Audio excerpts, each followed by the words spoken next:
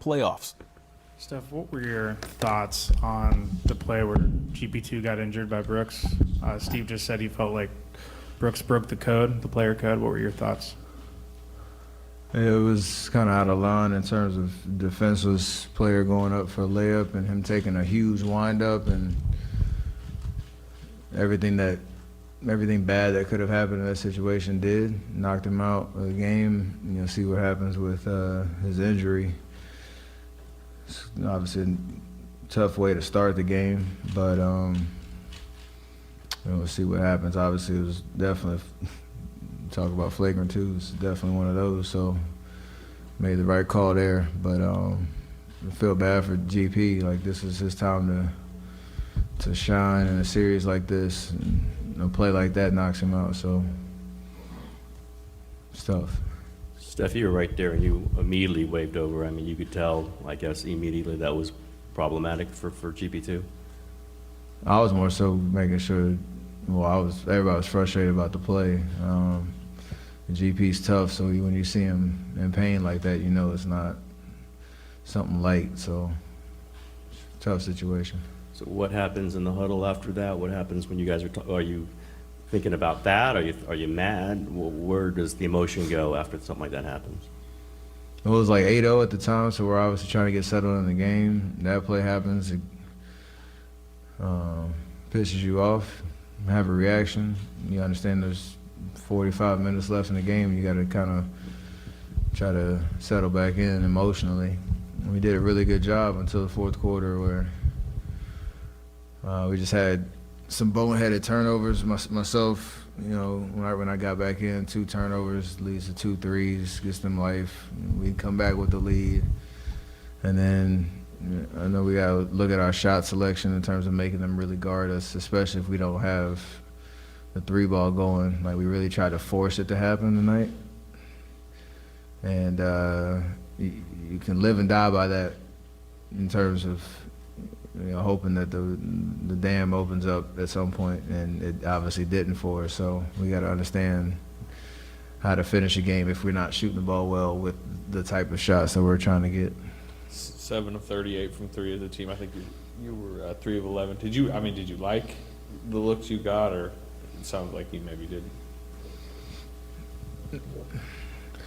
It's one that it's part of our nature, and we.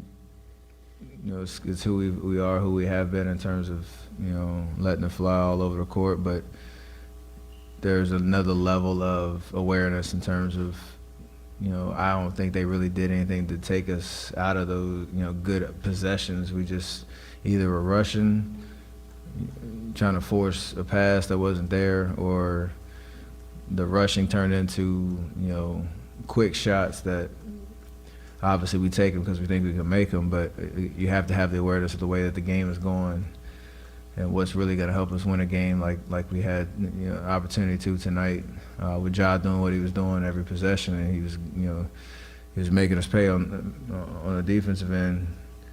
We were coming down and kind of let them off the hook a little bit with the shots that we were taking. So got to settle into what's going to really help us win games against a team like that. With all this playoff experience through the years, what has this team learned about how to bounce back from, you know, tough physical playoff losses like this? It's in our DNA. We know what to do. That's why like a game like that down the stretch where, you know, it's a possession here, possession there, the last 6 minutes, like, we feel like we should win those type of games, and when you don't, it's a tough feeling. But we understand the big picture.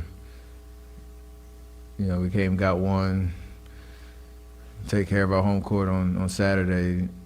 You have to learn the lessons you need to learn. And obviously every series that you go through, you're obviously playing a better team that's, you know, going to be a tough challenge and presenting a tough challenge for us. So we know we're ready for it, and we're ready to bounce back and get ready for the game on Saturday. And like you said, make the necessary adjustments when it comes to turnover, shot selection, and sticking to our defensive principles. Steph, given how soon after Gary's injury, then Draymond goes down hard, what was sort of the emotional impact of that? were you worried that that was something serious? And as Steve put it, he kind of gutted it out, it seemed like, because his eye was clearly swollen and affected. Yeah, there was a lot going on that first quarter. I mean, we didn't really have time to think about it too much, except during timeouts and, you know, asking around to make sure he was all right. But I didn't know he was gonna come back until I had to get my hand looked at the end of the first quarter, and I heard he was going back out to the court. So obviously that was a relief. But there's a lot going on for sure.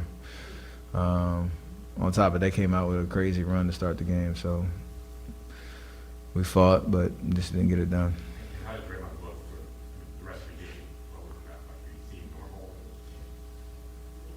I mean, besides the way he looked, yeah. 2 questions. First off, what happened to your hand? How does it feel now? I'm fine. There's nothing.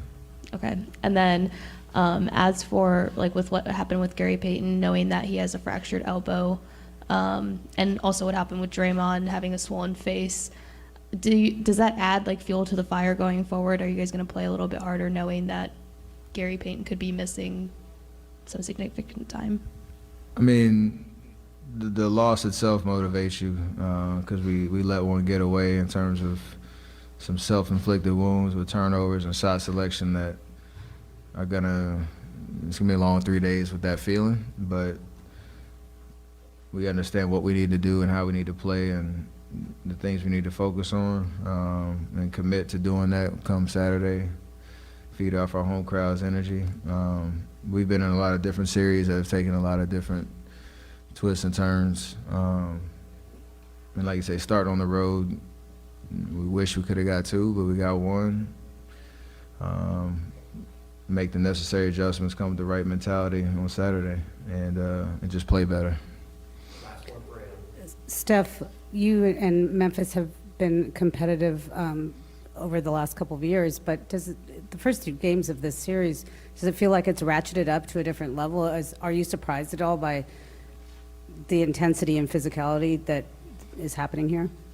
Not at all. It's a playoff series. It's what it should be. It's what we're used to, no matter what team it really is. So I think when you look at Game 1 and Game 2, it came down to possession 2 and down the stretch, and we still feel like we can play a whole lot better in terms of the things I've been talking about, you know, since I've been up here. So what the playoffs are like, it's a lot of adversity, it's a lot of adrenaline and emotion and back and forth. Just got to win 4 games somehow, some way. Somehow, some way, Steph Curry exiting the podium. You see that man on the screen? He is